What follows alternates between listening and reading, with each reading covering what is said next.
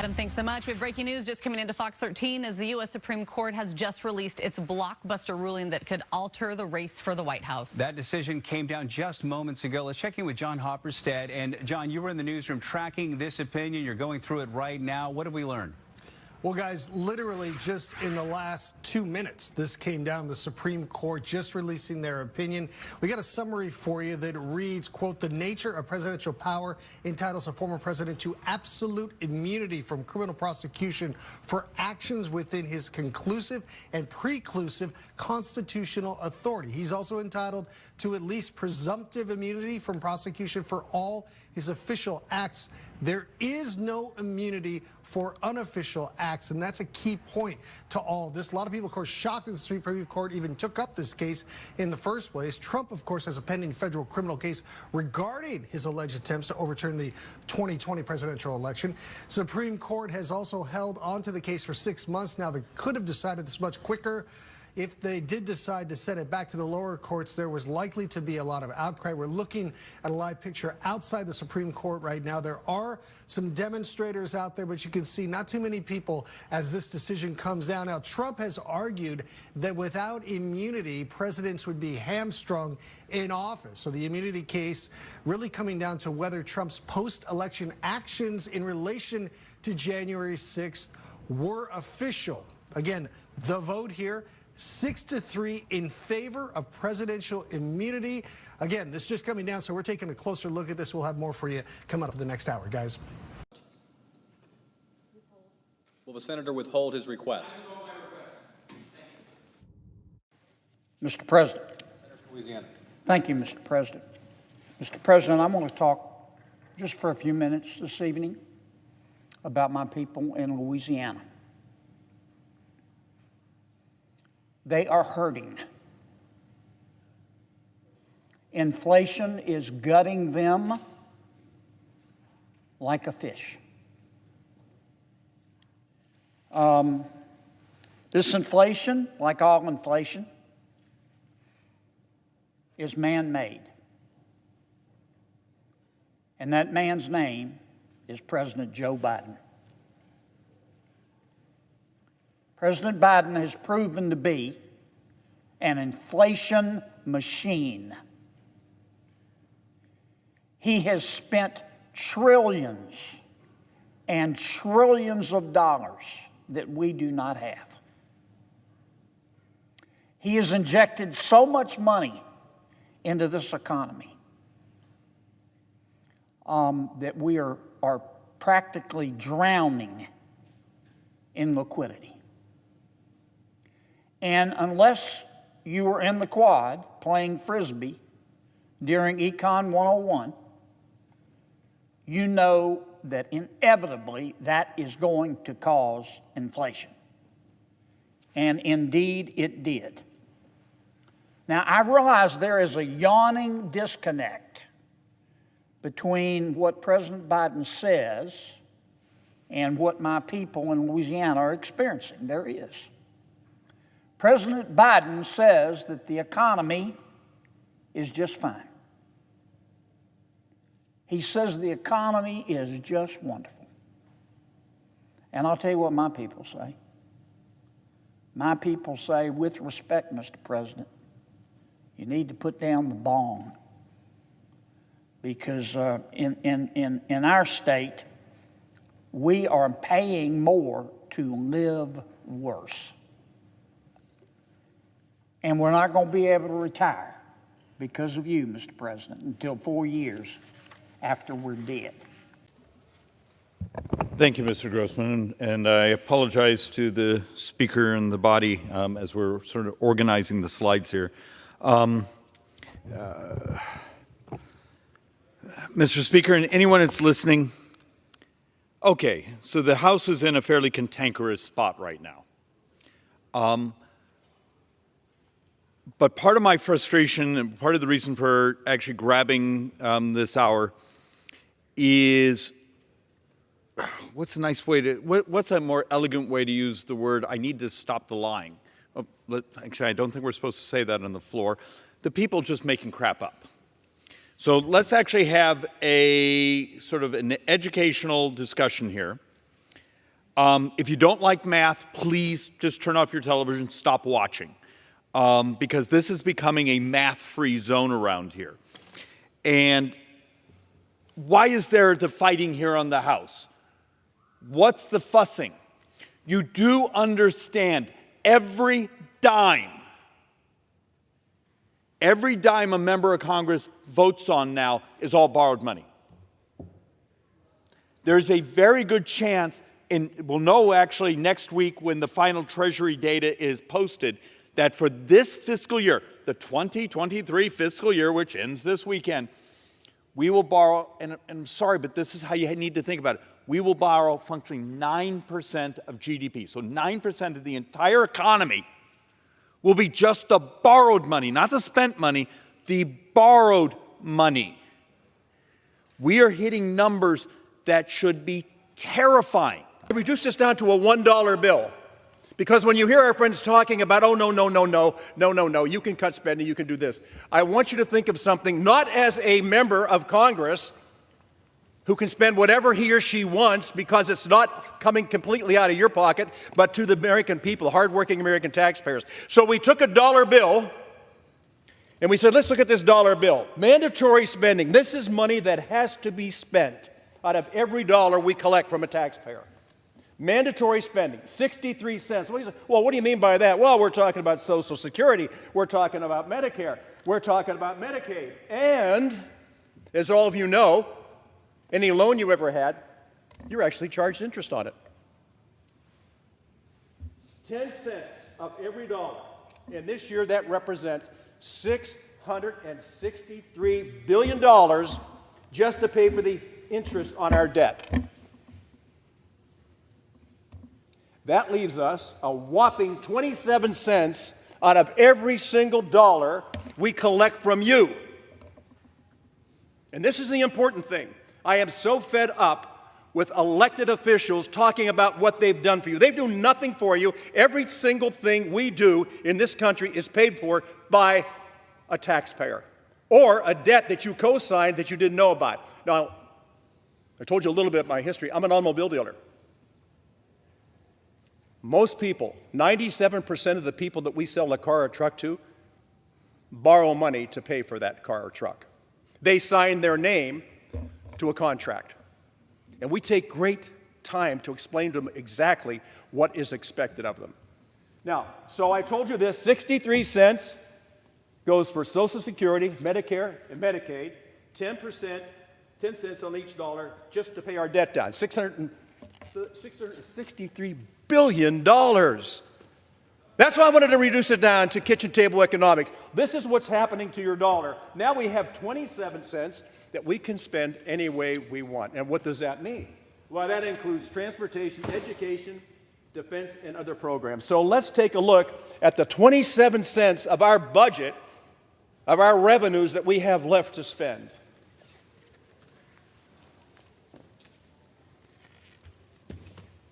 Of the 27 cents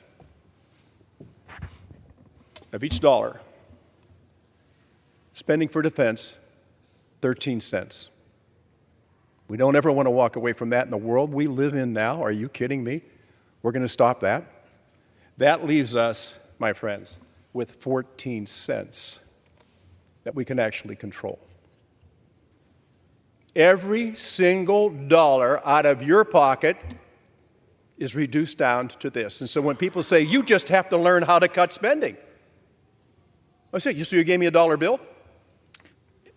I can, Mike, adjust 14 cents. And it's worth pointing out, for everyone looking at that, you see that chart of defense and let's call it non-defense. Yes. It's all borrowed. Every dime of that today is on borrowed money, yes. Plus another $400 billion of the mandatory. Yeah. And I think that's actually what so many of our brothers and sisters around the country don't understand. It's so out of whack now because look, the number one growth is healthcare costs.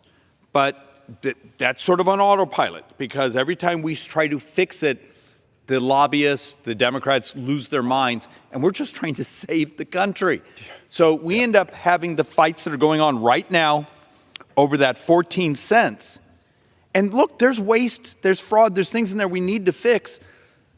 but it's a fraction of the budget, and it's all on borrowed money, which adds the additional stress of there is a morality of squeezing everything we can out of it. Well, David, and you and I, because we sit beside each other every day and we keep, I'm honestly, these are things that keep me up at night. In another month, my wife and I will be celebrating our 50th anniversary. I don't know what she was thinking of. All I did was ask. She said yes, and then for half a century we've been going at this. But so we have 10 grandchildren, 10 grandchildren. And I'm constantly asked by people, how can you be so responsible when it comes to spending our tax dollar? I said, well, we don't want to be irresponsible. David and I sit there, and I got to tell you, sitting beside him is hard because he has so much going on in his head at one time. It's like a calculator, and I keep going back just to the basics. The 14 cents, David. So in other words, you're telling people the truth, I drive you nuts. Social services, natural resources, science, space, and technology, and other programs. We are down to the very 14 cents of a dollar. And this is a dollar that you paid, by the way. This is out of your taxes. Well, they're paying the interest on it now. Oh, well, the interest is the interest is 633 or 663 billion and of what we owe. 800 billion next year. Yes, and it keeps growing, and it keeps growing, and it keeps growing. No responsible person would ever sit back and work this model. The greatest country, the greatest nation the world's ever known, the wealthiest nation the world's ever known, has been totally irresponsible in the way she has spent her money. And it wasn't done by her. This incredible group of people that sit down here. And remember, I said this to begin with. I don't believe anybody should serve in public office until they've been in the private sector. I myself have been in situations on the 6th of the month and the 21st of the month where I made sure every person that worked at the dealership got paid. There were many times I did not pay myself because I didn't have enough money to do it. And the point I think we keep trying to make is that when are we going to wake up to what is going on? This is a titanic moment for our country. And the reason I say that is because the Titanic went full speed ahead into an iceberg. And what did the captain of the Titanic see? Just a small part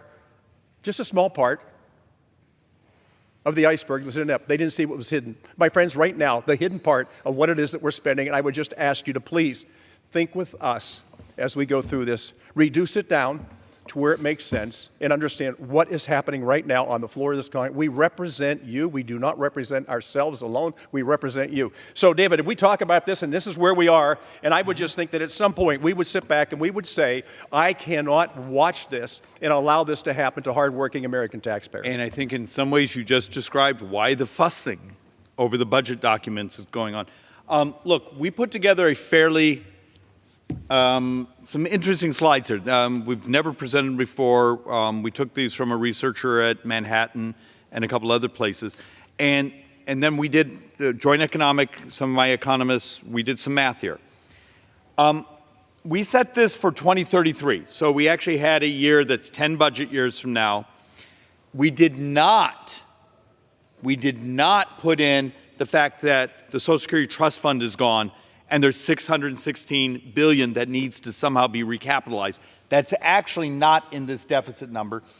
We also rolled the number, so we baseline, for anyone that's really geeky out there, we ran this to the standard debt to GDP number, because there's a new update on what debt will be in 9 years from now. That's now 3.1 trillion. If interest rates stay as high as they're spiking right now, it could be as high as 3.7, but we're going to use the 2.5 trillion. And the reason this board exists is we took, and I have a bunch of slides here we're going to walk through, but I need to set up the pitch first. If we took every tax that our Democrat colleagues talk about in the Ways and Means Committee and did what they call a revenue maximizing rate. There's a rate that you can charge that the economists and this is the economic modeling, where you maximize the tax collections before it rolls over and people change their behavior and the tax collections go down. So we actually added up, maximize estate taxes, maximize income taxes, maximize corporate taxes, maximize capital gains taxes. So we maximized everything. And then we also then came back and said, all right, here's the maximum number taxing the rich. This is the top 2%. If you make $400,000 or higher, you're part of the top 2% of income earners in America. You got to understand that.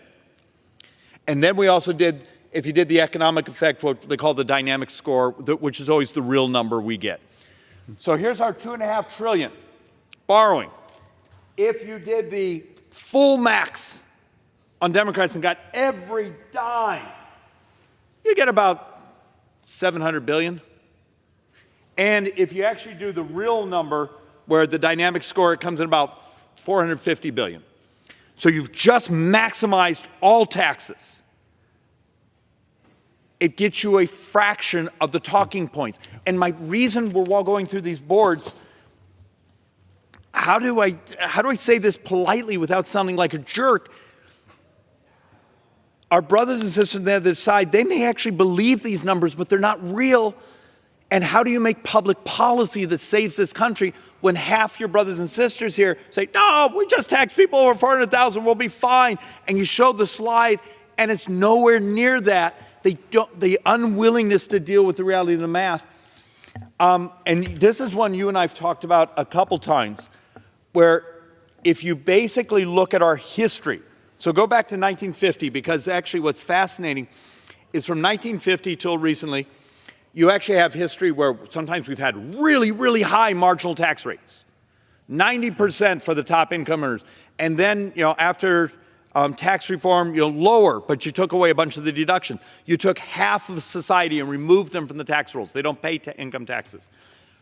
But we actually built lots of charts that sort of show during times of high tax rates, you get pretty much the same part of the size of the economy in taxes. Low marginal tax rates, you get the same part of the economy in taxes. There's this concept of it always goes back to the mean. So the way you get more tax receipts to government is a growth in economy. But nothing could have prepared me for the discovery of January 2018, when my first Stone Circle research team accidentally discovered the mud fossils of giants and other creatures. And it was like cognitive dissonance have just suddenly vanished. So once I was blind, now I could see. It's incredible. And we were walking up the mountain with this team. This was in January. And this stone here, that stone there was lying right beneath my feet. So I picked it up, and once again, I just shook my head and I went, why are these stones these weird shapes? What's going on with all these weird shapes, man? And I put the stone down on the wall, one of the walls, and I walked up the mountain, and I said, by the time I come down, I'm going to figure out what this is. And I did. As I was coming down, I suddenly started remembering all the stuff I was seeing in my research into mud fossils. And when I looked at that stone again, I picked it up, I went, oh my goodness, this is a rib. And everything changed. And there you can see a collection of many of the fossils. Here we have a shoulder blade. We got one rib here. There's another beautiful elongated rib. And there are just all kinds of body parts that completely and utterly metamorphosize. Now, here is one of the best examples. There's a heart. You can clearly see the aorta, where the aorta goes at the top. You see the coronary artery crossing the heart. This is about 3 times the size of a human heart. So this could possibly fit the shape of an Anunnaki. If the Anunnaki were 3 times the size or twice the size of humans, that could be an Anunnaki heart. Completely fossilized, metamorphosized into Hornfels rock. This is a huge problem for geology and metallurgy and chemistry. It seems that when these body parts get trapped in mud and water, they completely and utterly transmutate and transform from whatever organ it was or body part with the internal structure. It completely metamorphosizes into very dense crystalline rock called hornfels in geological terms. When these fossils break and you look at the internal structure, you can't see internal structure. This is the mystery. only when you look carefully, you start seeing some indications of weird things going on. And you'll see what I mean in a second. But just to the untrained eye, when any of these fossils break, it just looks like black rock, known as hornfels or ringstone. We have teeth, hearts, ribs, and I'm picking up more and more hearts, different shapes and sizes of hearts. In fact, some of them look like they still have organic material in it. By the way, we have identified a few of these fossils and taken them away to the lab to extract DNA. Yes, you can extract DNA from mud fossils. That is not something new. It has been done before. So I wait with great anticipation for us to extract DNA from some of these fossils, because that's going to be a whole nother step. And one of the things that happened, I was holding that heart in my hand like I was here in this picture. Literally, it was taken on the same day. I was standing with his heart in my hand, and this couple pulled up, a guy and his wife, and he ran up and he said, "Hey, Michael, how's it going? I've been watching your videos." And he looked at me and said, "Is that a heart you're holding?" And I go, "Yeah, well, I think it's a heart." He goes, "Well, it is a heart. I'm a surgeon. That's a bloody heart." And I go, "Wow, you're a surgeon?" "Yeah, I'm a surgeon at the Johannesburg Gen." So I said, "Wow, hey, would you mind just going on video and telling me a bit about some of these body parts?" So I've got about a 5-minute video or more, like 10-minute video clip of him going around telling me what these different body parts are. So it was a really beautifully timed moment. And since then, there have been many doctors and physicians and people that understand human anatomy, and their jaws literally fall to the ground when they see what fills the museum. That is where the shoulder blade was lying. I've been driving past this for 10 years. 10 years. Didn't see it. That's that expression. Once I was blind, but now I can see. Everything changes. Here's a bone knuckle, a large bone knuckle. The shaft going to the left, and you can see with my feet next to it, the size of that. I mean, and this is like a foot in a shoe or something. It's like some sort of a foot in a leather shoe. I was joking about this. Emma and I were up the mountain. We were joking. Look, this looks just like a foot. This is 6 months before we realized that we're actually dealing with mud fossils. Suddenly, everything changes. Now we go, okay, well, what's going on here? Here we've got bones. You can clearly see that that's a bone up there. That's not a rock, a fossilized bone. And all these others. This is a bone with muscle attached to it. So that's what these rocks look like. That's when the whole muscle and tissue together fossilize. That's what happens. They create these beautiful rounded structures. Here you got pieces of a spine. There's that rib that I picked up. More ribs. The fascinating thing about this rib here, that seems to be the one right at the top, except like 3 or 4 times the size of a human rib. When you look at it from the edge, it looks like someone cut it with a knife. It was like somebody was having a spare rib feast. It's ridiculous. Here's a part of a jawbone, this piece that goes up right under your ear here, except that's like 20 times the size of a human. Not sure what this is, what part of the body that is. This is another look at that bone and a claw. This is a claw from some creature. Have no idea, but we're now picking up more and more claws and hooves of creatures. This is a hoof of some creature. This is where the bone would have come in from the top. You can see it's got cutting marks, as if somebody actually cut the bone. There's like the talon on the side here. You can see where the talon would broke off, or the what's that thing? The talon? Was it called a talon? A claw? The claw or the talon on the chicken foot is another angle.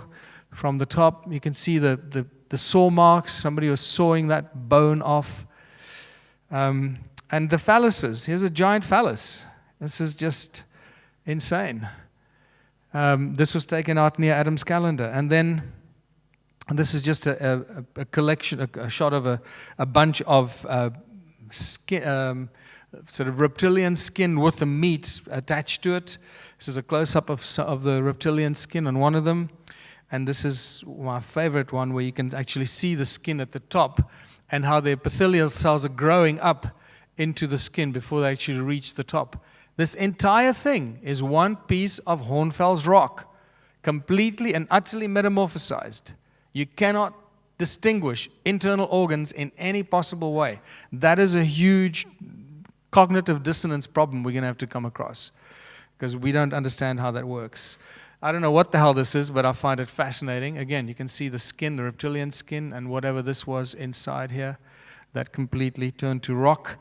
This is one of my favorite pieces. Again, the skin there, and then these claw marks or teeth marks. Somebody was having a little steak when a giant wall of mud came and engulfed them all. And that brings us to the whole biblical story. When the gods were on earth, there were giants. And Hugh Newman knows all about this because of his new book about giants on record. We've all seen this. Many of us would have seen this image on the internet of real, actual historic finds of giants or pieces of giants or fragments. So these are real. And yet this is nothing compared to what we're finding. In the Jewish Encyclopedia, we get told about the rabbinical tradition, about the Anakim that are of the same titanic races of the Rephaim, the Nephilim, the Gibborim, the Zamzumim, and the Emim.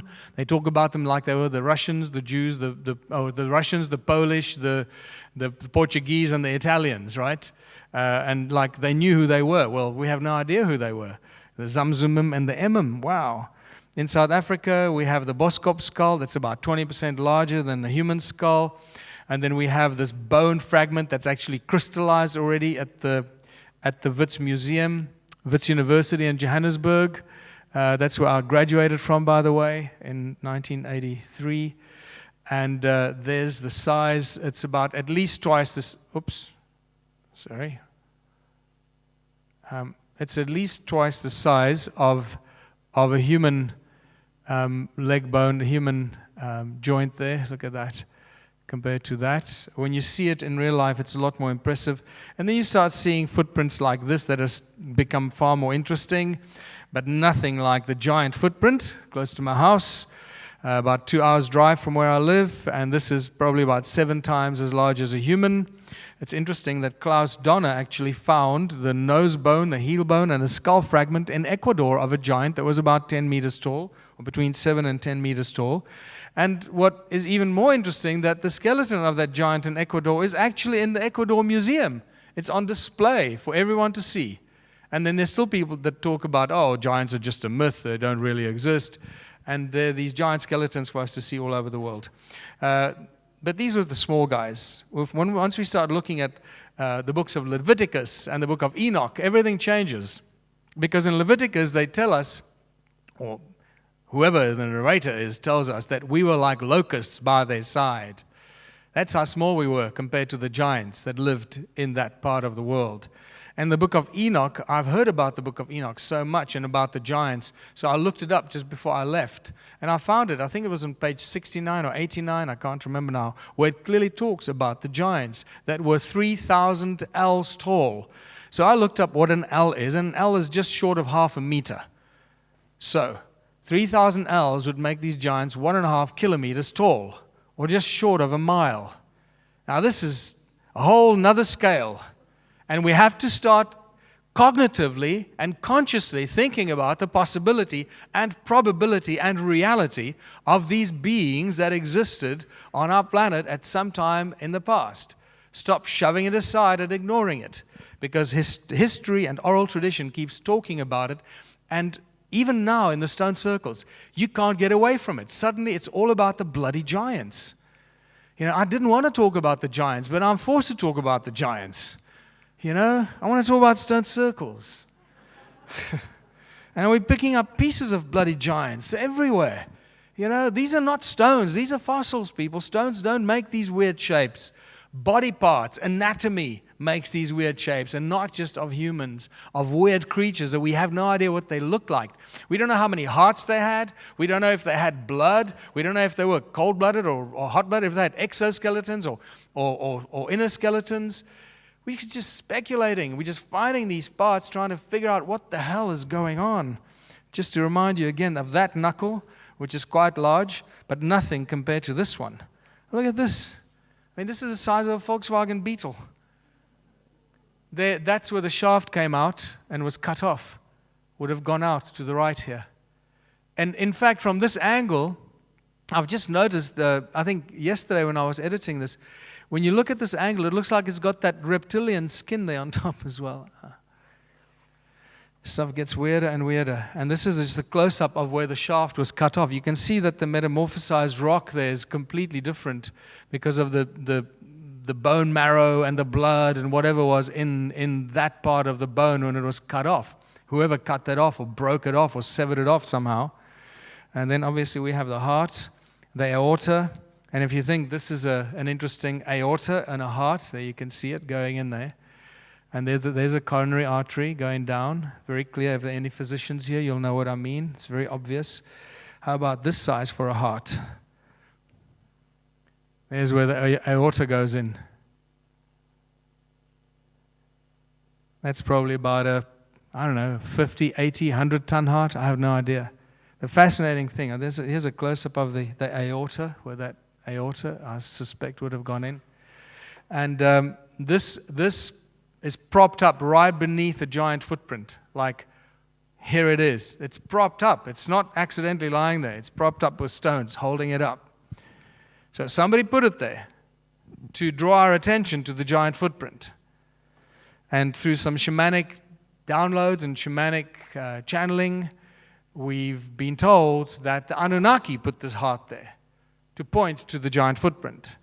And they also tell us that they were mining the remains of the giants for the gold in the remains of the bones of the giants. And nothing has changed in 2018. Temples have just become churches, towers, steeples. Who came up with this idea of this giant cone sticking up into the sky? Who was the architect that came up with this? Why do churches and places of worship have to have this architecture? You know, it's because people create sound and energy. You understand how important the sound and energy is, and how these cones at the top of our churches and mosques actually send that sound and convert that sound into a different kind of sound as it sends it up into the sky. And so we start talking about the cone-shaped effects. Our sound is being harvested by cone-shaped roofs. And the business centers in our cities are nothing less than just giant things, resonators up into the sky, resonating the energy of the people and the noise and the phones and the anxiety and the fear. And our city grids are just like giant circuit boards, all connected by channels of energy, just like the stone circles connected by channels of energy that never stop making a noise. We never stop making a noise. Have you ever been out into the country where it's really quiet and you get back into a city? How noisy the cities are? It's insane, actually. It's quite nauseating. And that's when I realized that in the Matrix, when Morpheus holds up the battery and he says, we are the energy. And when I first saw the Matrix, I had no idea what he was talking about. I now have a much better idea what Morpheus was saying. What we energy for at this stage is open to interpretation. But what I do know, more than anything I've ever held dear, is that everything we've been taught is a lie. Don't let them control it.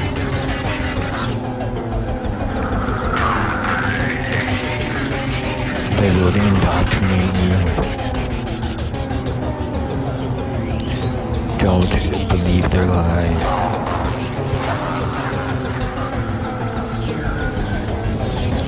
It's all bullshit. Everything you believe is a lie. Howdy. Is controlled by your belief.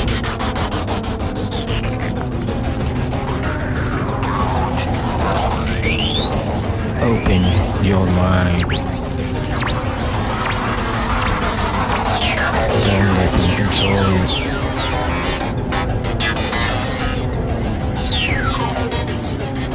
They will indoctrinate you. Don't believe their lies.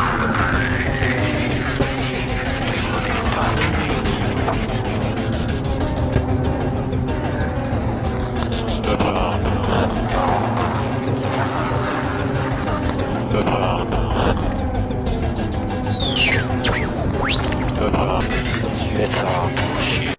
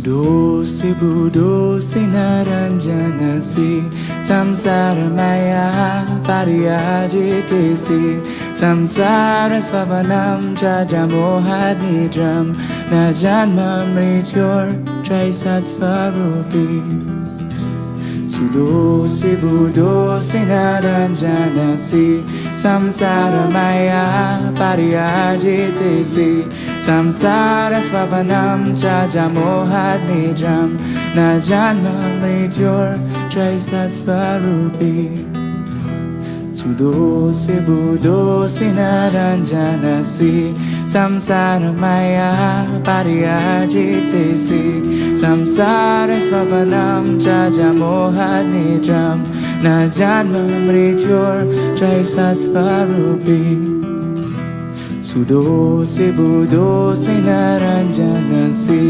samsara maya pariyajitesi samsara svavanam jajamohad nidram na janma mrityor trisat svarupi You are forever pure, you are forever true, and the dream of this world can never touch you. So give up your attachment and give up your confusion and fly to that space that's beyond all illusion. You are forever pure, you are forever true, and the dream of this world can never touch you. So give up your attachment and give up your confusion and fly to that space that's beyond all illusion. You are forever pure, you are forever true, and the dream of this world can never touch you. So give up your attachment and give up your confusion and fly to that space that's beyond all illusion. You are forever pure, you are forever true, and the dream of this world can never touch you. So give up your attachment and give up your confusion and fly to that space that's beyond all illusion. Sudosi budosi naranjanasi samsara maya pariyajitesi samsara svavanam jajamohad nidram na janma mrityor trisat svarupi Sudosi budosi naranjanasi samsara maya pariyajitesi samsara svavanam jajamohad nidram na janma mrityor trisat svarupi Sudosi budosi naranjanasi samsara maya pariyajitesi samsara svavanam jajamohad nidram na janma mrityor trisat svarupi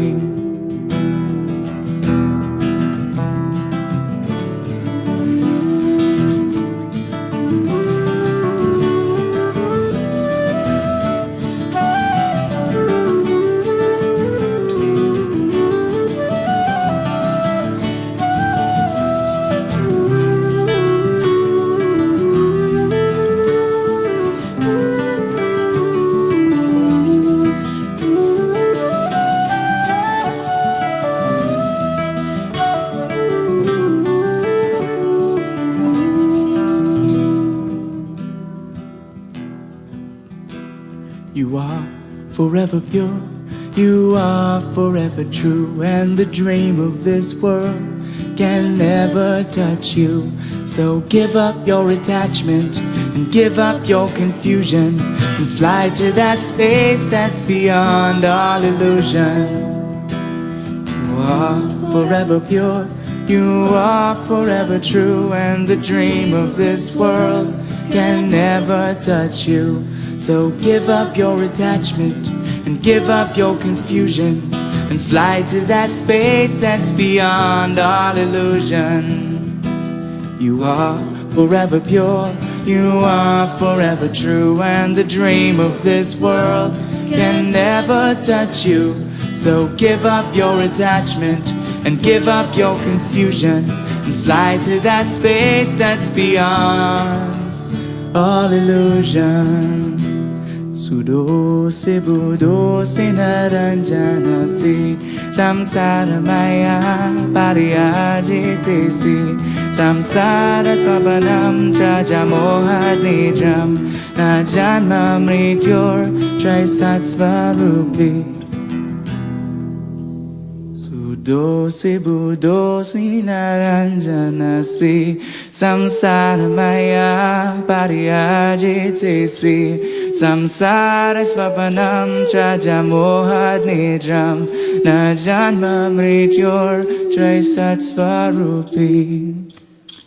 Sudo se budo se naranjana se samsara maya pariyajite se samsara swapanam chaja moha nidram na janma mrityor trisatsvarupi.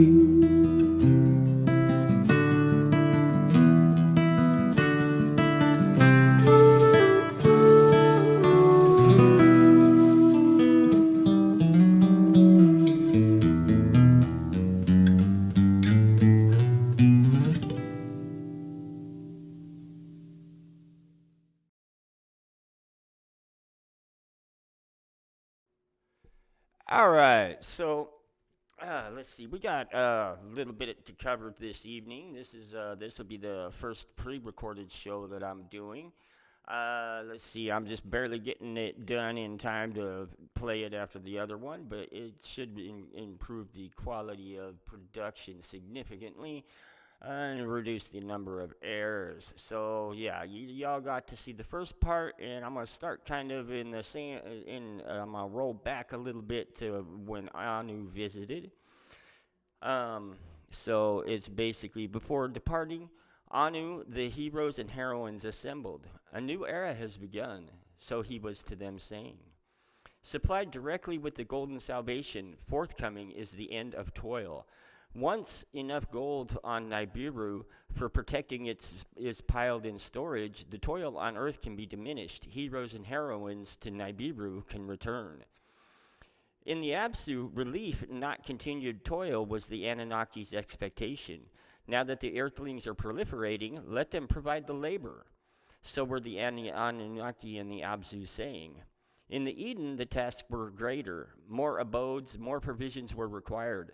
For primitive workers to the Absu confined, did the Eden heroes clamor. So basically they were saying, hey man, we want slaves too. For 40 shars was relief only to the Absu provided. The heroes in the Eden shouted, our toil has increased beyond endurance. Let us have the workers too.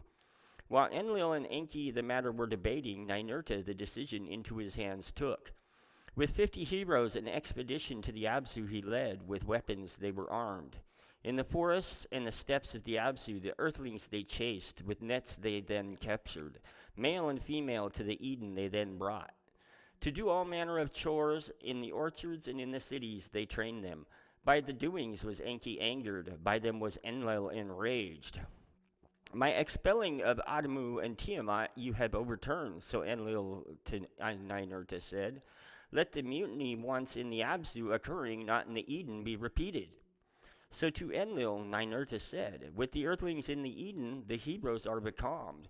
A few more shars and it will no longer matter, so did Ninurta to Enlil say. Enlil was not appeased, with grumbling, let it be so. To his son he said, let the gold pile up quickly, let us all soon to Nibiru return. In the Eden, the Anunnaki, the Earthlings with admiration observed. Intelligence they possessed. Of commands they had understanding. They took all manner of chores. Unclothed they were the tasks performing. Males and females among them were constantly mating. Quick were their proliferations. In one shar, sometimes 4, sometimes more, were their generations. As the Earthlings grew in numbers, workers the Anunnaki had. With food the Anunnaki were satiated. In the cities and in the orchard, in the valleys and the hills, the Earthlings for food were constantly foraging. In those days, grains had not yet been brought forth. There was no ewe. A lamb had not yet been fashioned. About these matters, Enlil to Enki angry words was saying, by your doings confusion was created. By you let salvation be devised. Now this is the account of how civilized man was brought about. How by a secret of Enki, Adapa, and Tito in the Eden were brought forth. By the proliferation of earthlings, Enki was pleased. Enki was worried. Enki was worried. The lot of the Anunnaki was greatly eased. Their discontent was diminished. By the proliferation, the Anunnaki shunned toil. The workers are as serfs were becoming. For 7 shars, the Anunnaki's lot was greatly eased. Diminished was their discontent. By the proliferation of the earthlings, what by itself was growing for all insufficient was. So basically, there were so many earthlings that their food supply was running short. In 3 more shars of fish and fowl, there was a shortage. What by itself grows, Anunnaki and earthlings did not satiate. In his heart, Enki, a new understanding was scheming. To create a civilized mankind in his heart, he conceived. Grains are sown by them to be cultivated. Ewes that become sheep, let them shepherd. In his heart, Enki, a new undertaking was scheming. How this to attain, he contemplated. The primitive workers in the Absu, he for this science observed. The earthlings in the Eden, in the cities, and in the orchards he considered. What could for the task make them suited? What for the life essence has not been combined? The offspring of the earthlings he observed, an alarming matter he noted. By their repeated copulations back towards their wild forebears, they were degraded. So basically, as we were breeding, it turns out that we weren't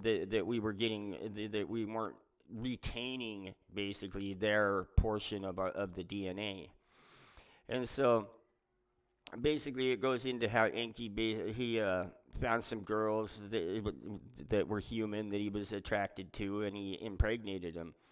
And once they had a child, he had his vizier basically keep his secret and observe them. And he said to his vizier, let the newborns by their mothers be suckled. Thereafter into my house they'll them bring. Among the bulrushes in reed baskets have I them found. Thus to all you will say. So the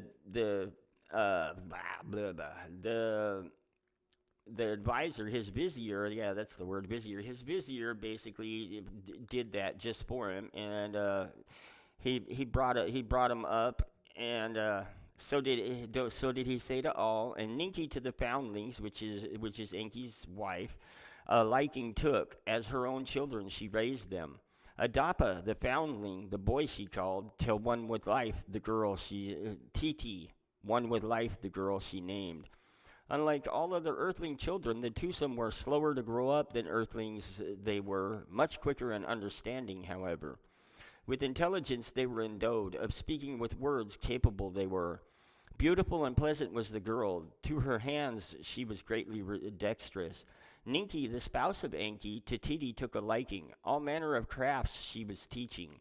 To Adapa, Enki himself teachings gave. How to keep records, he was him instructing. The achievements with pride, Enki to Izimud was showing. A civilized man have I brought forth to Izimud, he was saying. A new kind of earthling from my seed has been created in my image and after my likeness. From seed they food will grow, from ooze sheep they will shepherd. Anunnaki and earthlings henceforth shall be satiated. So that was basically his way of making it so the earthlings were smart enough to farm and herd animals, a shepherd and farm so that they could feed everybody. And then he went and he gave Enlil a BS story that we naturally evolved like that out in the wild, and Enlil was shocked. So he said, "Let Adapa the earthling to Nibiru be brought." So did Anu his decision declare. By the decision, Enlil was not pleased. Whoever of this would have thought that by a primitive worker fashioning like us being would become. With knowledge endowed between heaven and earth will travel. On Nibiru the waters of life he will drink, the food of long life eat. Like one of us Anunnaki shall the one of earth become. Now, we'll go into that a little bit later. Let's see, we're still kind of in like last week's, but adopted in Nibiru, the planet whence we had come, you will be going. Before our king you will come. To his majesty you will be presented. Before him you shall bow. Speak only when asked. To questions short answers give. New clothing you will be given. The new garments to put on. A bread on earth not found, they you will give. The bread is death. Do not eat. In a chalice, an elixir to drink, they to you will give. The elixir is death. Do not drink. Now, both of these are supposed to provide basically the long life of the Anunnaki, according to their belief. The wise one, Ningishada, Enki embraced. On the forehead he kissed him. A sealed tablet in the hand of Ningishada, unseen he placed, and told Ningishada that he is going with. To my father Anu, this tablet in secret you shall give. So did Enki to Ningishada say. Then the two with Adapa to Sipar departed, which is the spaceport. To the place of the celestial chariots they went. To Libra, Anu's vizier, the three of them themselves presented. To Ningishada and Dumazi, the garb of Igigi was given. Like celestial eagles, they were dressed. The garb of Igigi is the eagle's helmets and basically the spacesuits. As for Adapa, his unkempt hair was shaven. A helmet of that of an eagle he was given. Instead of his loincloth, a tight-fitting vestment he was made to wear. Between Ningishada and Dumazi, inside that which ascends, he was placed. When the signal was given, the celestial chariot roared and shuddered. In fright did Adapa cower and cry out. The eagle without wings is soaring.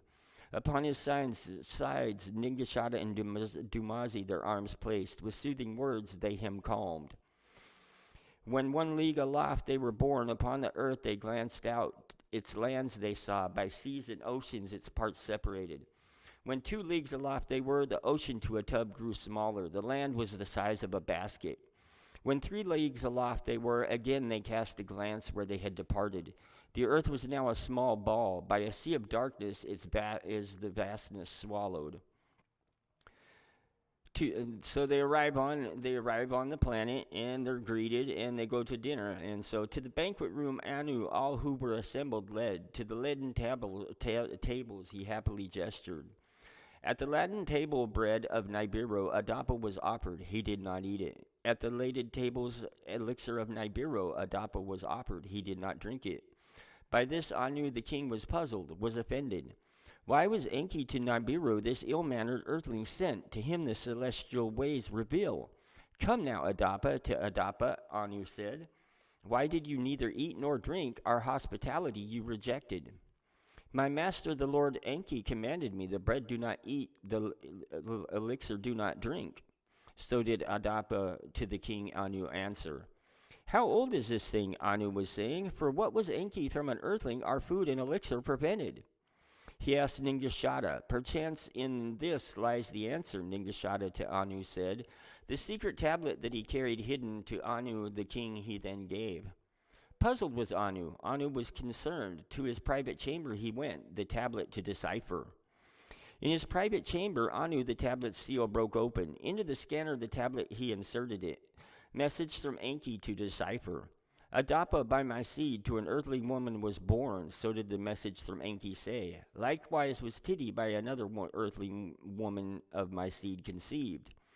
With wisdom and speech they are endowed, with Nibiru's long lifetime they are not. The bread of long living he should not eat, the elixir of long life he should not drink. To live and die on earth, Adapa must return. Mortality his lot must be. Know you what your father's message said? Of Ningishada he inquired. Ningishada, his head lowered, with whispering voice he said, I know not, but guess I can. The life essence of Adapa I have tested. Of Enki's seed he is. That indeed is the message to him, Anu said. Adapa to earth forthwith shall return. To be a civilized man's progenitor his destiny shall be. As for you, Ningishada, to earth with Adapa you shall return. Of civilized mankind your father's side to become the teacher. So did Anu to the king the decision make, the destiny of Adapa and Ningishada thus determined. So they return,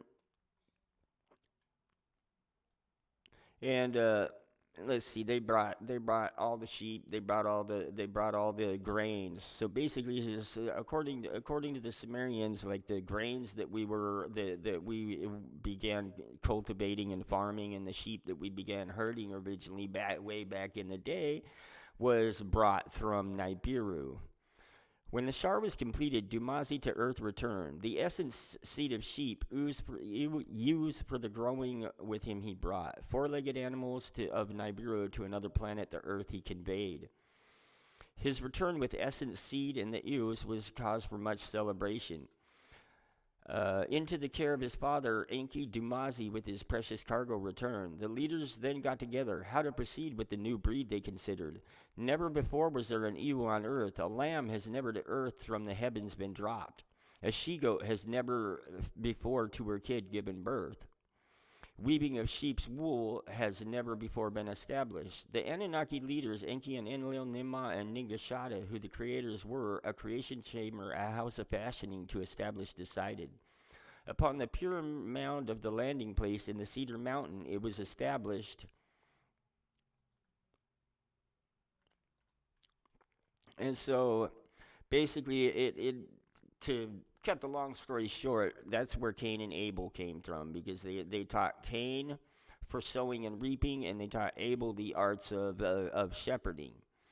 Then they had a big old celebration, and basically Cain was jealous because one of the Anunnaki had laid quite a bit of praise on him, but not Abel. And after the celebration of the first was over, sullen was Cain's face. By the lack of Enki's blessing, greatly he was aggrieved. As to their tasks, the brothers returned. Abel before his brother was boasting, I am the one whom abundance brings, who the Anunnaki satiates, who gives strength to the heroes, who wool for their clothing provides. Cain, by his brother's words, was offended. To his boasting strongly he objected. It is I who the plains luxuriates, who furrows with grains makes heavy, in whose fields birds multiply, in whose canals fish become abundant. Sustaining bread by me is produced, with fish and fowl the Anunnaki's diet I variate. On and on the twin brothers, each other disputed, through the winter time they argued. When summer began, it was not raining, the meadows were dry, the pastures dwindled. Into the fields of his brother Abel his flocks drove, from the furrows and the canals to drink water. By this Cain was angered. To move the flocks away his brother he commanded. Farmer and shepherd, brother and brother, words of accusation uttered. They spat on each other, with their fists they fought. Greatly enraged, Cain a stone picked up. With it he Abel in the head struck. Again and again he hit him, until Abel fell, his blood from his head gushing. When Cain's brother's blood saw Abel, Abel, my brother, he shouted. Motionless on the ground did Abel remain. From him his soul had departed. By the brother whom he had killed, Cain remained for a long time. He sat crying, till it was who the killing was the first to know by premonition. Yeah, let's do this. By a premonition. In a dream vision as she was sleeping, Abel's blood she saw, in the hand of Cain it was. Adapa from his sleep she awakened, her dream vision to him she told. A heavy sorrow fills my heart. Did something terrifying happen? So did Titi to Adapa say. Greatly agitated she was. In the morning the two from Eridu departed. To the whereabouts of Cain and Abel they went. In the field they found Cain by the dead Abel. He was still seated. A great cry of agony Titi shouted. Adapa spread mud on his head. What have you done? What have you done? To Cain they shouted. Silence was Cain's answer. To the ground he threw himself and wept. To Eridu, city Adapa returned. What had happened to the Lord Enki he told. With fury Enki Cain confronted. Accused, accursed you shall be, to him he said. From the Eden you must depart. Among Anunnaki and civilized earthlings you shall not stay. As to Abel in the fields, his body cannot for the wild birds remain. As the Anunnaki custom is, he in a grave below a stone pile shall be buried. How able to bury Enki to Adapa and Titi showed, for the customs to them were not known. For 30 days and 30 nights was Abel by his parents mourned.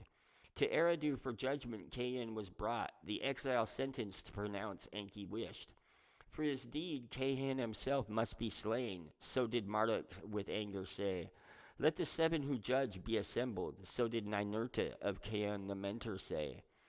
Whoever of such an assembling ever heard, Marduk shouted, that for one not from Nibiru Anunnaki leaders shall to judge be called? Is it not enough that one by Ninurta mentioned the one by me favored has killed? Is it not that as Ninurta Anzu did vanish, so did Cain against his brother rise? Like the fate of Anzu, Cain's fate should be his life breath to be extinguished.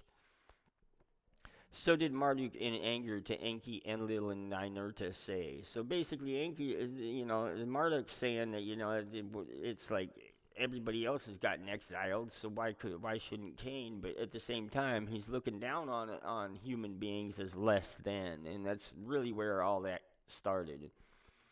Ninurta, by the words of Marduk, was saddened. Silence, not words, his answer was. Let me with Marduk, my son, words in private have, to them Enki said. When in Enki's private chamber, he and Marduk were, my son, your agony is great. Let us not agony with agony compound. A secret that on my heart has heavily burdened, let me to you tell. Once upon a time, as by the river I strolled, 2 earthling maidens my fancy caught. By them through my seed were Adapa and Tidi conceived, a new kind of earthling, a civilized man, by that upon which the earth was brought. Whether they procreate, were Abel our king Anu in doubt was. By the birth of Cain and Abel were Anu and the council on Nibiru convinced. A new phase of Anunnaki presence on this planet was welcomed and approved. Now that Abel has been slave, if Cain too shall be extinguished, satiation to an end would come. Mutinies would be repeated. All that was achieved should crumble. No wonder that to Abel a liking you took, the son of your half-brother he was.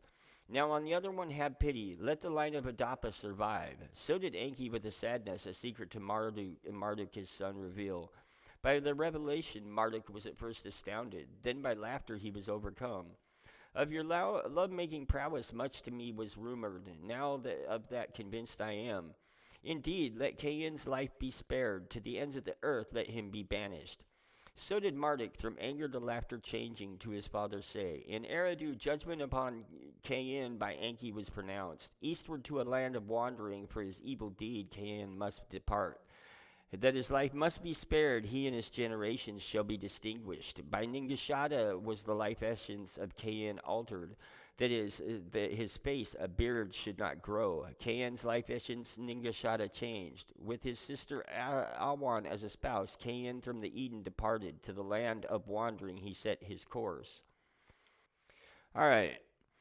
So basically, it started getting really hot, and it started basically. They ended up with an ice age, and then they ended up with a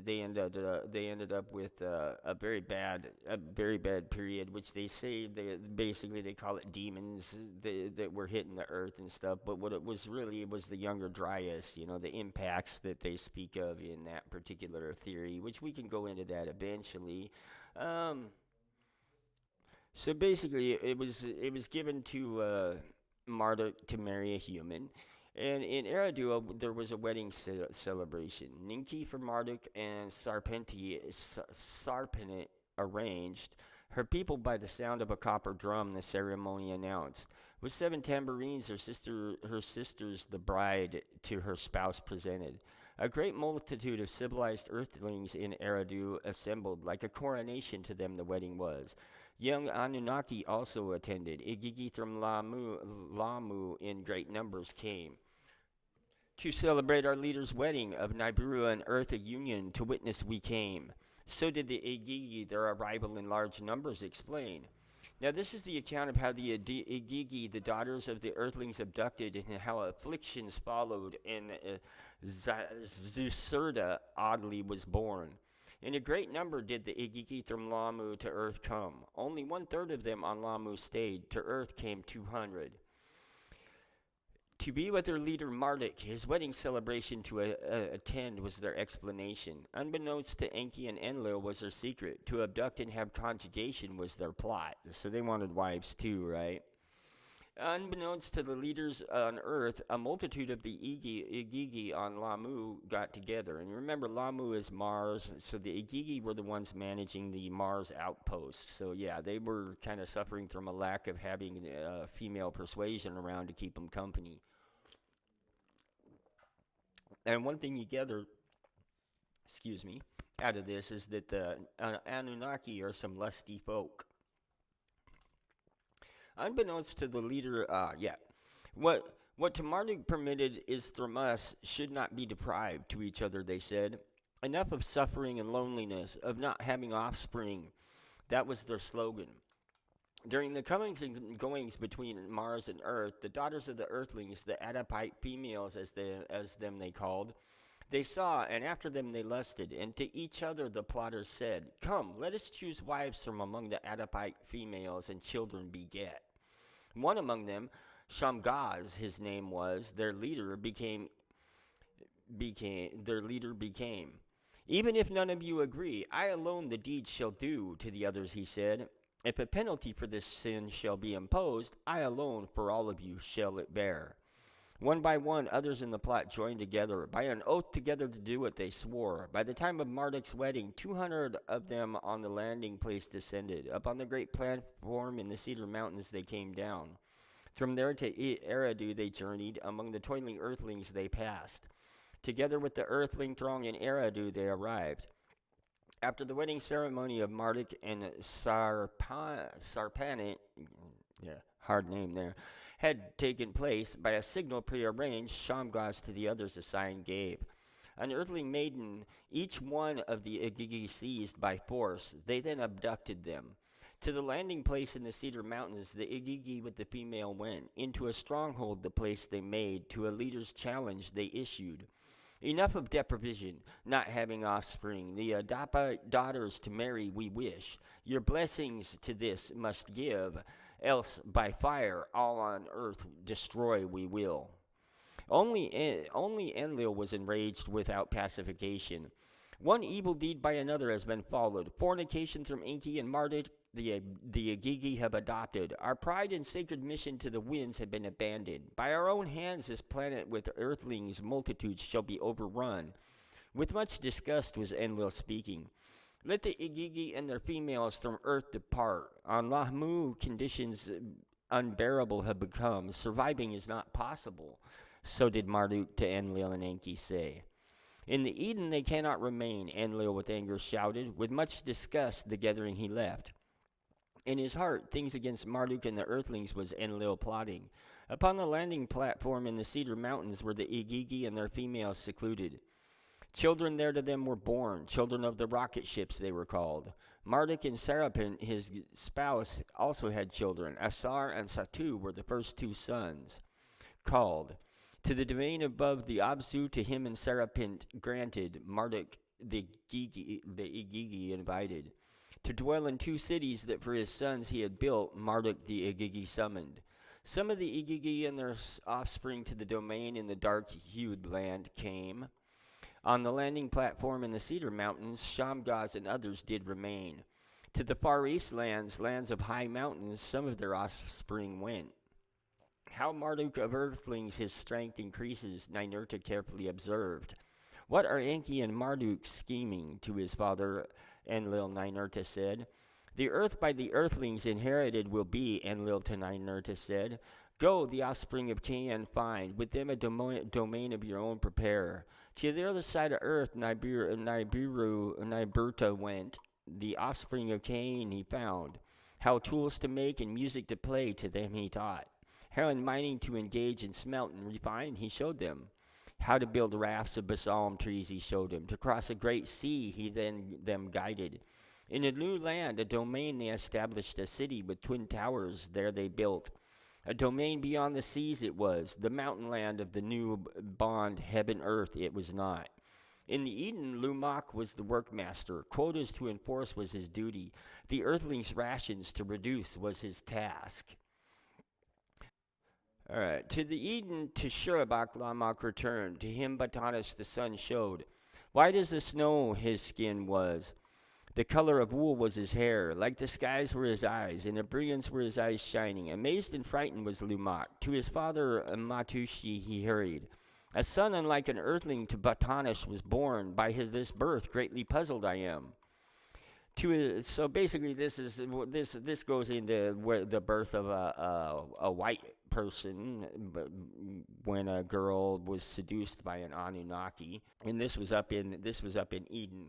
So then they asked the girl, but she swore that she did not mess around. So basically, the earthling thought it was accident of birth. So that's where white folk come from, according to these histories. All right, so let's see. So all right, in those days the sufferings on earth were increasing. The days colder grew, the skies their rains were holding back. Fields their crops diminished. In the sheepfolds the lambs were few. Let the son to you be born, unusual as he is, an omen be that respite is coming. Zuasodra, he of long, bright life days, they called him. So the first white person was Noah, apparently, because Zuasodra, I believe, is Noah. Or, I might be mixing it up. It could be Enoch. Let's see. She called to him, and Shurabak he was raised. Ninna of the child her protection and affection bestowed. Of much understanding he was endowed. With knowledge he was by her provided. Enki the child greatly adored. To read the writing of Adapa him he taught. Let's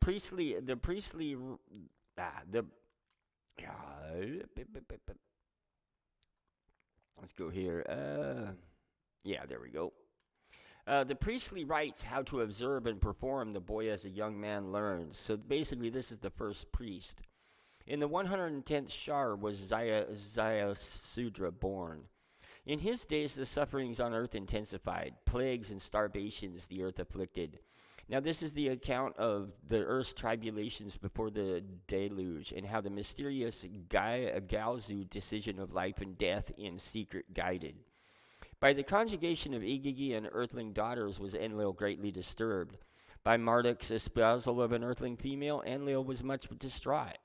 In his eyes, the Anunnaki mission to earth had become perverted. To him, the howling, shouting earthling masses an anathema become.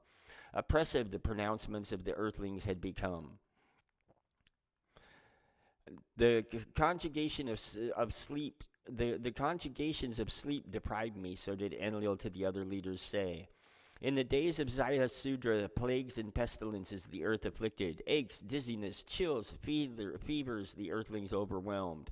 Let us the earthlings curing teach, how themselves to remedy to learn, so did Ninmah. This by decree I forbid, Enlil to her pleas retorted. In the lands whereto the earthlings have spread, waters from their sources did not rise. The earth shut its wombs, vegetation did not sprout. Let us the earthlings pond and canal building teach. Let them from the seas fish and sustenance attain. So did Enki to the leaders say. This by decree I forbid, Enlil to Enki said. Let the earthlings by hunger and pestilence perish. For one shar, the earthlings ate the grasses of the fields. For the second shar, the third shar, the vengeance of Enlil they suffered. In Shurabak, Zayasudra's city, the suffering unbearable was becoming. To Eridu, Zayasudra of the earthlings, a spokesman journeyed. To the house of the Lord Enki he made his way. By the name of his Lord he called. For help and salvation to him he pleaded. Enki by Enlil's decree was bound. In those days the Anunnaki for their own surviving were concerned. Their own rations were diminished. By earth's changes they themselves afflicted became. On earth as in Lamu, the seasons their regularity lost. For one shar, for two shars from Nibiru, the heavenly circuits were studied. Oddities in the planetary destinies from Nibiru were observed. On the sun's face, black spots were appearing. From its face, flames shot up. Kishar also was misbehaving. Its host, its footings lost. Dizzying were their circuits. The hammered bracelet was by unseen net force pulled and pushed. For reasons unfathomed, the sun, its family, was upsetting. The destinies of the celestials by unsavory fates were overtaken. On Nibiru, the savants' alarms raised. In the public squares, the people gathered. The creator of all, to primordial days, the heavens is returning. Angry is the creator of all, voices from amongst the people shouted. On earth, the tribulations were increasing. Fear and famine their heads reared. For 3 shars, for 4 shars, the instruments the white land facing were observed. By Nergal and Ereshkigal, odd rumblings in the white land snows were recorded. The snow ice that the white land covers to sliding has taken, so did they from Absu's tip report. In the land beyond the seas, Ninurta in his haven, foretelling instruments established. Quakes and jitters at the earth's bottom with the instruments he noticed. An odd matter is afoot. So did Enlil to Anu on Nibiru words of alarm send. For the 5th shar, for the 6th shar, the phenomena gained strength. On Nibiru, the savants an alarm raised. Of calamities to the king they forewarnings gave. The next time Nibiru the sun shall be nearing, earth to Nibiru's net force exposed shall be. Lamu in its circuit of the sun's other side shall a station take. From the net force of Nibiru, earth in the heavens protection shall not have. Kishar and its host agitated shall be. Lamu shall also shake and wobble. In earth's great below, the snow ice of the white land, its footing is losing. The next time the Nibiru, the closest to earth, shall approach, the snow ice off the white land surface shall come a-sliding. A watery calamity it shall cause. By a huge wave, a deluge, the earth will be overwhelmed. On Nibiru, great was the consternation, uncertain about Nibiru's own fate. Kings, savants, and counselors about earth and Lamu also greatly worried. The king and the counselors a decision made for evacuating earth and Lamu to prepare. In the Absu, the gold mines is shut down. Therefrom the Anunnaki to the Eden came. In Bad Tiberia, smelting and refining ceased. All gold to Nibiru is lofted. Empty for evacuation ready, a fleet of fast celestial chariots to earth returned. On Nibiru, the heavenly signs were welcomed. On earth, the tremors recorded were. It was at that time, from one of the celestial chariots, a white-haired Anunnaki stepped off. Galzu, the great knower, was his name. With steps majestic to Enlil, his way he made. To him a sealed message from Anu he presented. I am Galzu, emissary, plenipotentiary of king and council to Enlil, he said. By his coming, Enlil was surprised. No word from Anu of that did forecome. Enlil the seal of Anu examined, unbroken and authentic it was.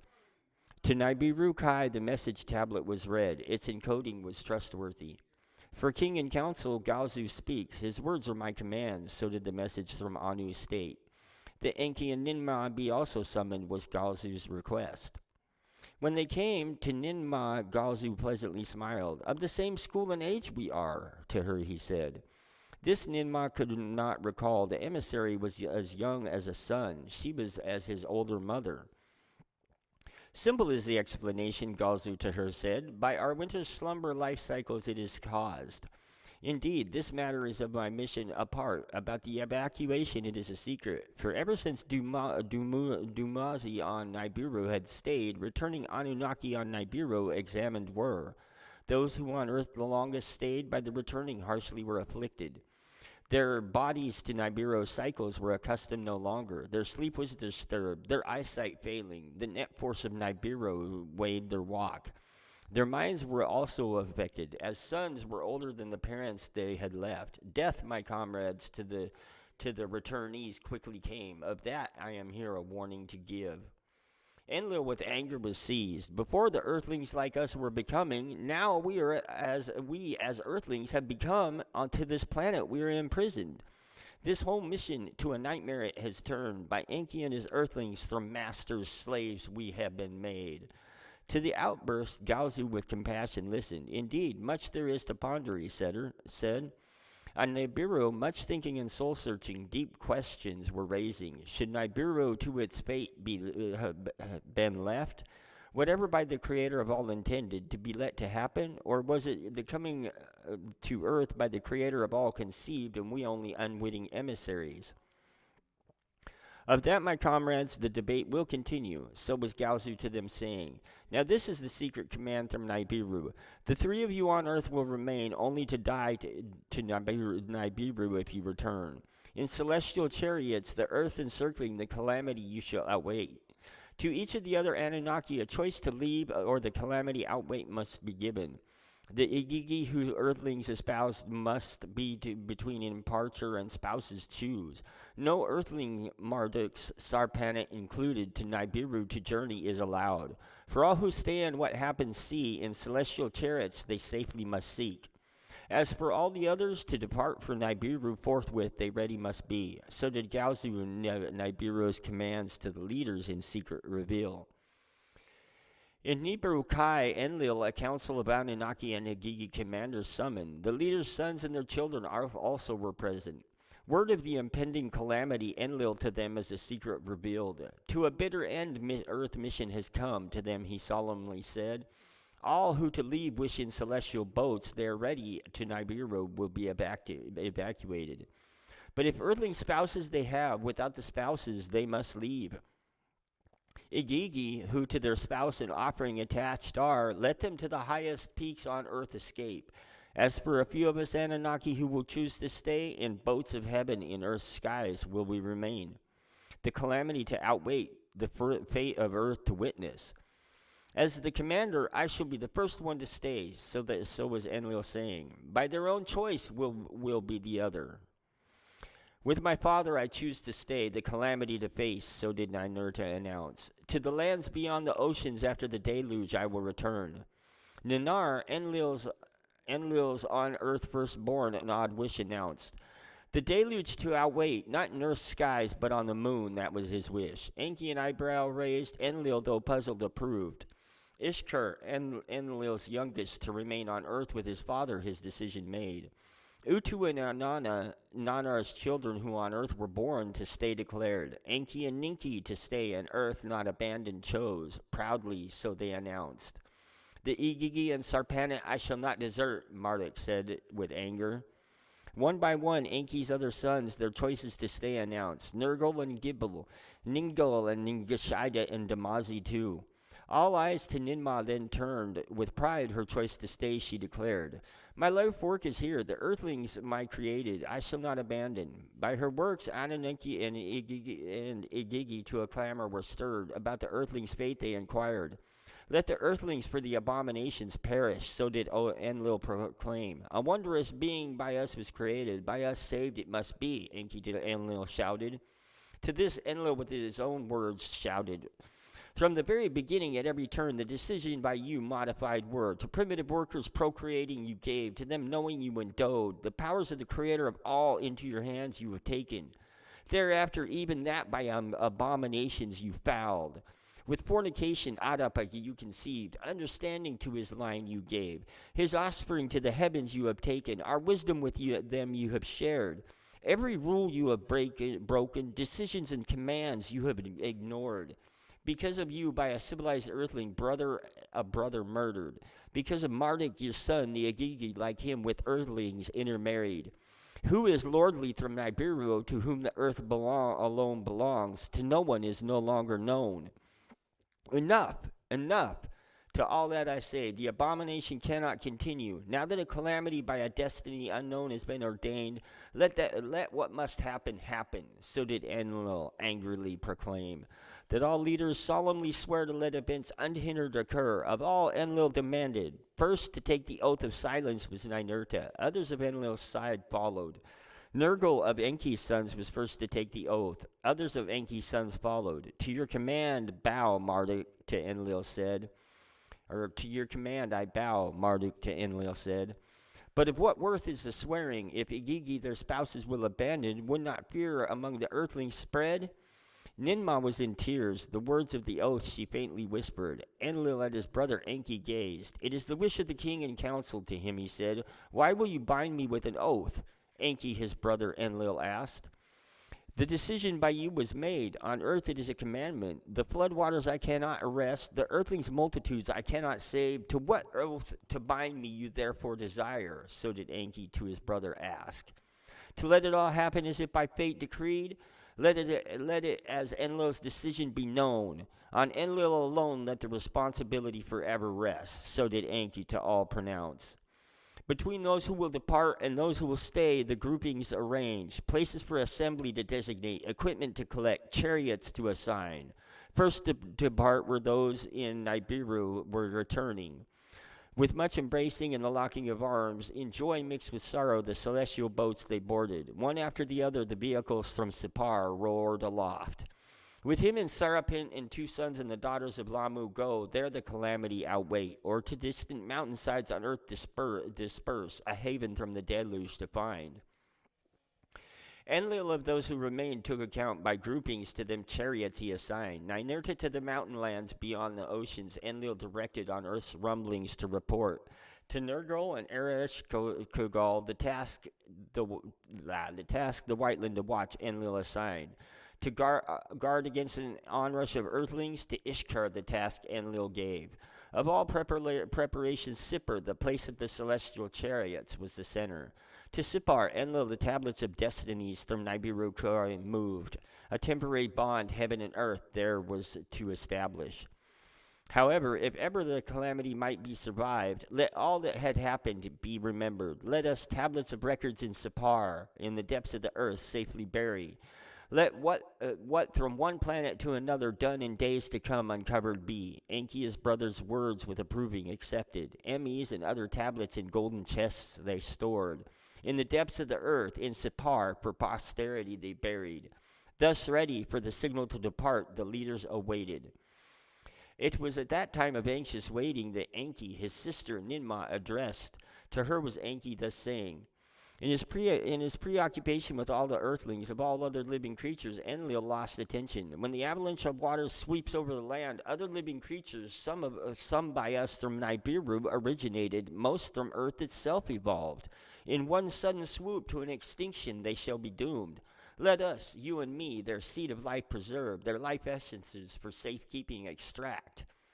So basically, they took and they gathered male and female DNA from all the beasts while they were waiting for the flood to come, and they put them in like a bag. That's what's in the. I suspect that might be what's in that bag that is in so many different monuments.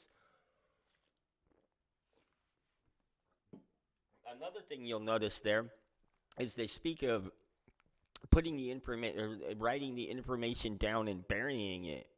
And if you look into Göbekli Tepe, that was basically built and buried, and it has a lot of glyphs on it that are basically warnings. And the glyphs in Göbekli Tepe match the glyphs on Easter Island, which, as you well know, Easter Island, everybody thought it was heads till they dug down and realized that there were bodies attached to the heads, right? And when they dug down, and they were purposely buried. So.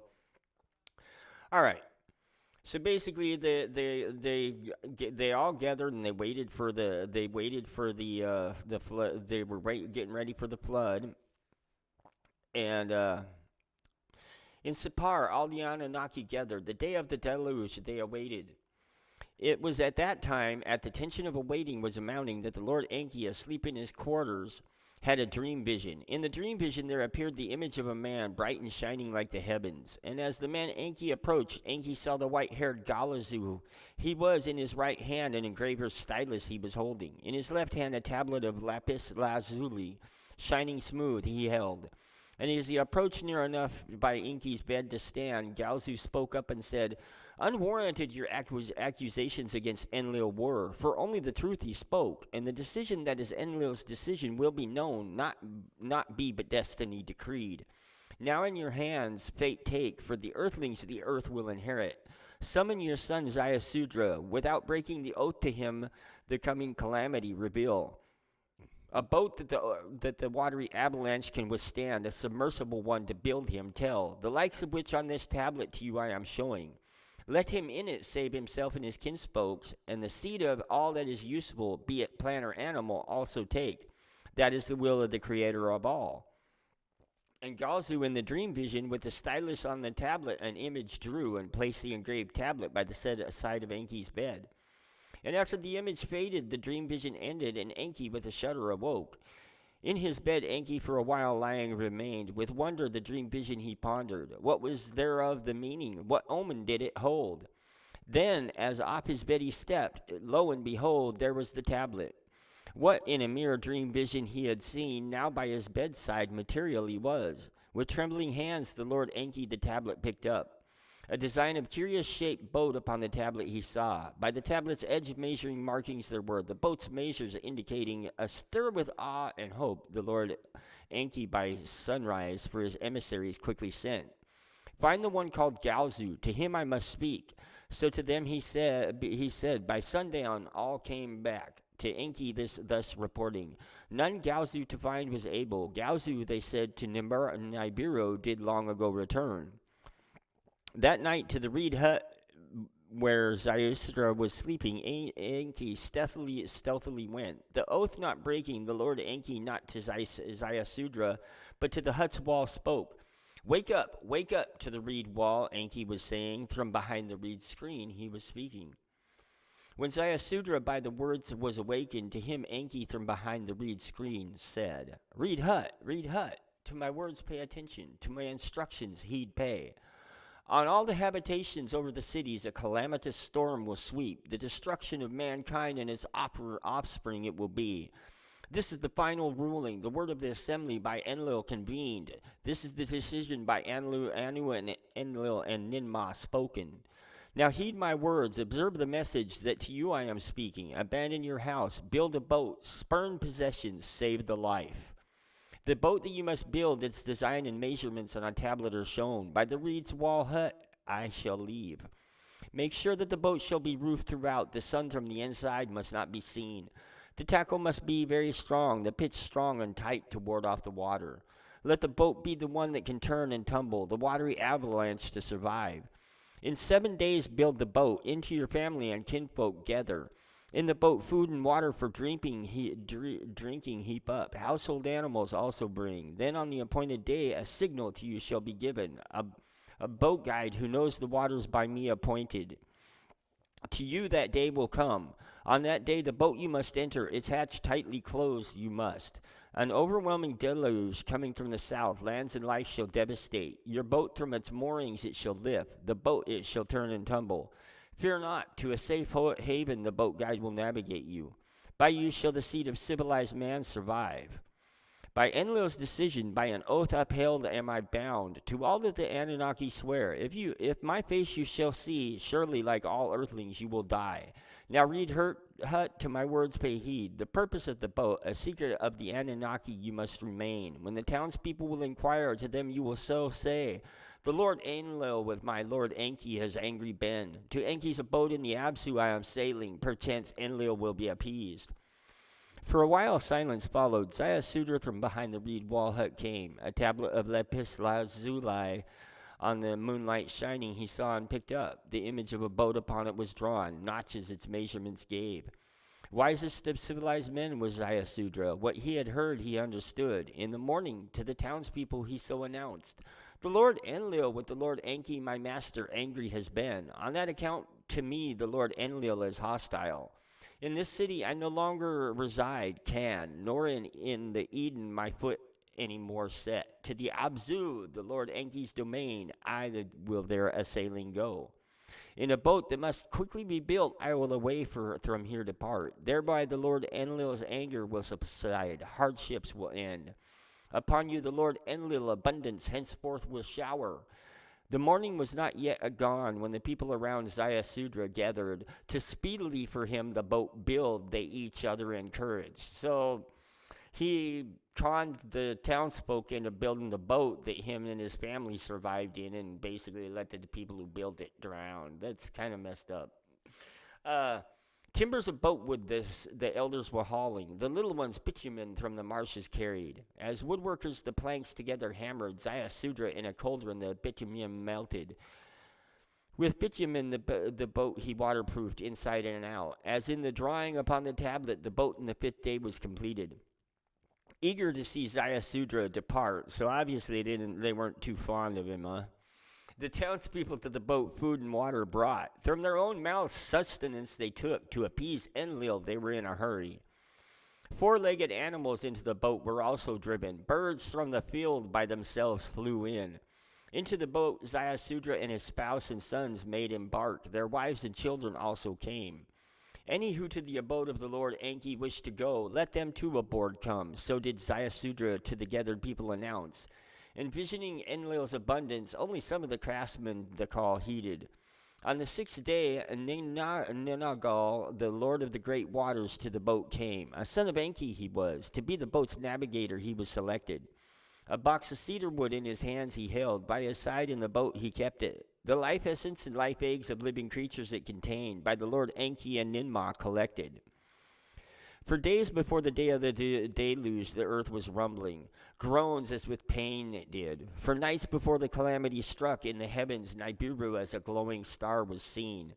Then there was darkness in daytime, and at night the moon as though a monster was swallowed. The earth began to shake by a net force before unknown it was agitated. In the glow of dawn, a black cloud arose from the horizon. The morning's light to darkness changed as though by death's shadow veiled. Then the sound of a rolling thunder boomed, lightning the skies lit up. Depart, depart, Utu to the Anunnaki gave the signal. Crouched in the boats of heaven, the Anunnaki heavenward were lofted. In Shurabak, 18 leagues away, the bright eruptions by Ninagal were seen. Button up by the hatch, Ninagal to Ziusudra shouted. Together the trap door that the hatch concealed they pulled down. Watertight and closed completely was the boat. Inside not a ray of light penetrated. On that unforgettable day, the deluge with a roar began. In the white land, at the earth's bottom, the earth's foundation was shaking. Then with a roar to 1,000 thunders equal, off its foundations the ice sheet slipped. By Nibiru's unseen net force, it was pulled away into the South Sea, crashing. One sheet of ice into another ice sheet was smashing. The white land surface was like a broken eggshell was crumbling. All at once a tidal wave arose. The very skies was the wall of waters reaching. A storm, its ferocity never before seen, at the earth's bottom began to howl. Its winds the wall of water were driving. The tidal wave northward was spreading. Northward was the wall of waters onrushing. The Absu lands it was reaching. Therefrom toward the settled lands it traveled. The Eden it overwhelmed. When the tidal wave, the wall of waters Shurabak reached, the boat of Ziusudra, the tidal wave from its moorings lifted. Tossed it about. Like a watery abyss, the boat it swallowed. Though completely submerged, the boat held firm. Not a drop of water into it did enter. Outside the storm waves, the people overtook like a killing battle. No one his fellow man could see. The ground vanished. There was only water. All at once on the ground stood by the mighty waters away were swept. Or all that once stood on the ground by the mighty waters away was swept. Before day's end, the watery well, gathering speed, before day's end, the watery wall, gathering speed, the mountains overwhelmed. In their celestial boats, the Anunnaki, the earth were circling. Crowding the compartments against the outer walls, they crouched. What was happening upon the earth down below, to see they strained. From the celestial boat in which she was, Ninmah, like a woman in travail, cried out, "My created, like drowned dragonflies in a pond, the waters fill. All life by the rolling sea wave away has been taken." Thus did Ninmah cry and moan. Inanna, who was with her, also cried and lamented. Everything down below, all that lived, has turned into clay. Thus did Ninmah and Inanna weep. They wept and eased their feelings. In the other celestial boats, the Anunnaki, by the sight of the unbridled fury of the ocean fury, were humbled. A power greater than theirs they with awe those days witnessed. For the fruits of the earth they hungered. For fermented elixir they thirsted. The olden days, alas, to clay have turned. So to each other the Anunnaki said. After the immense tidal wave that over the earth swept, the sluices of heaven opened. A downpour from the skies upon the earth was unleashed. For 7 days the water from above the waters of the great below were mingled. Then the wall of water, its limits reaching, its onslaught ceased, but the rains from the skies for 40 more days and nights continued. From their perches the Anunnaki looked down. Where were the dry lands now? Where there were dry lands, now was a sea of water. And where mountains once to the heavens, their peaks raised, their tops now like islands were in the waters. And all that on the dry lands was living in the avalanche of waters perished. Then, as in the beginning, the waters to their basins were gathered, waving back and forth. Day by day, the water level came lower. Then 40 days after the deluge over the earth swept, the rains also stopped. After the 40 days, Zayasudra, the boat's hatch opened, his whereabouts to survey. A bright day it was. A gentle breeze was blowing. All alone, with no other sign of life, the boat upon a vast sea was lonely. Mankind, all living things off the earth's face are wiped out. No one except us has survived, but there is no dry land to set foot upon. So did Zayasudra to his kinfolk say as he sat down and lamented. At that time, Ninagal, by Enki appointed, the boat toward the twin peaks of Arata directed. A sail for her he shaped, toward the mount of salvation he the boat guided. Impatient Zayasudra was. Birds that were on board he released, to check for dry land, for surviving vegetation to verify he sent them. He sent forth a swallow, he sent forth a raven, both to the boat returned. He sent forth a dove, with a twig from a tree to the boat it returned. Opening the watertight hatch from the boat, Zayasudra emerged. The sky was clear, the sun was shining, a gentle wind was blowing. Hurriedly upon his spouse and children he came out and called, "The Lord Enki let us praise, to him thanks give," to them Zayasudra said. With his son's stones he gathered, with them an altar he built, then a fire on the altar he lit. With aromatic incense he made a fire, an ewe lamb, one without blemish, for a sacrifice he selected. And upon the altar to Enki, the ewe lamb was as a sacrifice he offered. At that time, Enlil from his celestial boat to Enki words conveyed, Let us in whirlwinds from the celestial boats upon the peak of Arata descend. The situation to review, what to be done to determine. While the others in their celestial boats, the earth to circuit continued, Enlil and Enki in whirlwinds upon the peak of Arata descended. Smiling, the two brothers met. With joy their arms they locked. Then Enlil, by the whiffs of fire on roasting meat, was puzzled. "What is that?" to his brother he shouted. "Has anyone the deluge survived?" In the whirlwinds to the other peak of Arata they flew over. The boat of Zayasudra they saw. By the altar that he had built they landed. When Enlil the survivors saw, Ningal among them, his fury no bounds had. To every earthling had to perish, with fury he shouted at Enki. With anger he lunged. To kill his brother with his bare hands he was ready. "He is no mere mortal, my son, he is," Enki to Zayasudra cried out. For a moment Enlil was hesitating. "You broke your oath, Enki," he shouted. "To a reed wall I spoke, not to Zayasudra," Enki said. Then to Enlil the dream vision related. By then Ninagal alerted. Ninurta and Ninmah in their whirlwinds also touched down. When the account of events they heard, Ninurta and Ninmah by the account were not angered. The survival of mankind is the will of the creator of all must be, so did Ninurta to his father say.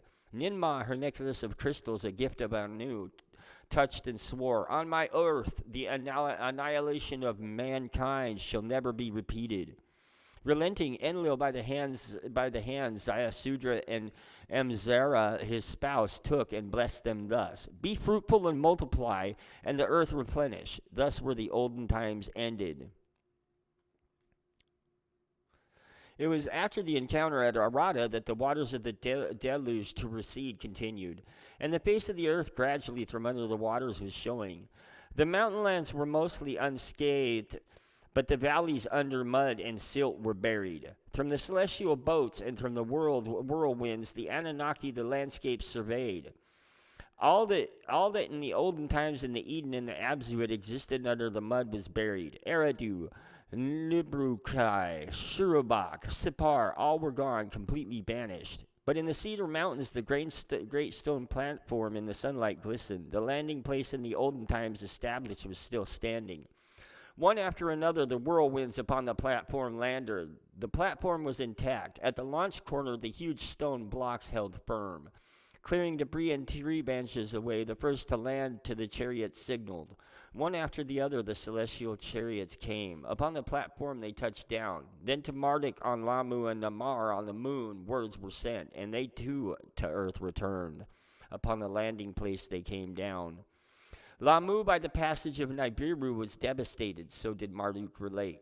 Its atmosphere was sucked out, its waters thereafter evaporated, a place of dust storms it is. The moon by itself life cannot sustain, only with eagle masks is staying enabled. So did Nanmar to the others account give, and then words of Enamor be added. Once there that it was Tiamat's host leader, one must recall. Of Earth's a companion it is, with it Earth's destiny is connected. Lovingly, Enlil on his son's shoulder his arm put. With survival now we are concerned, so did Enlil to Nanar mildly retort.